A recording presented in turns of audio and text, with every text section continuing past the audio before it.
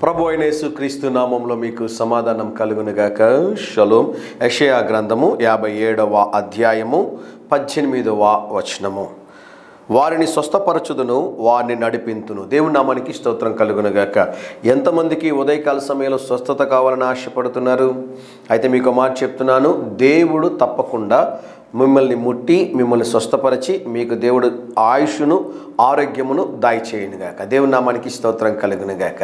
మీరు అనారోగ్యంతో ప్రార్థనలో ఈ పదాన్ని మీరు చేర్చి ప్రార్థించాలని నేను ఆశపడుతున్నాను. ఆ పదం ఏంటో తెలుసా? ప్రభువా, మీరు పొందిన దెబ్బల చేత మాకు స్వస్థత, మీరు పొందిన గాయముల చేత స్వస్థత, మీ కల్వరి శిలువ రక్తము చేత ప్రభువా మమ్మల్ని ముట్టి స్వస్థపరచండి అనే మాటని మీరు ఉచ్చరించాలని దేవుని సేవకుడుగా తెలియజేస్తున్నాను. మరొక మాట, మిమ్మల్ని స్వస్థపరిచిన తర్వాత దేవుడు నడిపింతును, మీకు సమాధానకరమైన జీవితాన్ని దేవుడు దయచేస్తానంటున్నాడు.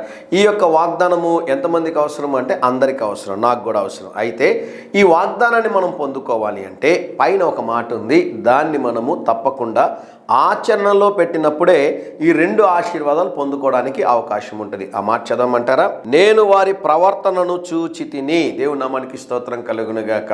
నేను వారి యొక్క ప్రవర్తన అంటే వారిలో ఉన్న భయము, వారిలో ఉన్న భక్తి, వారిలో ఉన్న పరిశుద్ధత నేను చూచి తిని గనుక వారిని స్వస్థపరిచి వారిని నడిపించునని దేవుడు సెలవిస్తున్నాడు. భయం ఉందా? భక్తి ఉందా? పరిశుద్ధత ఉందా?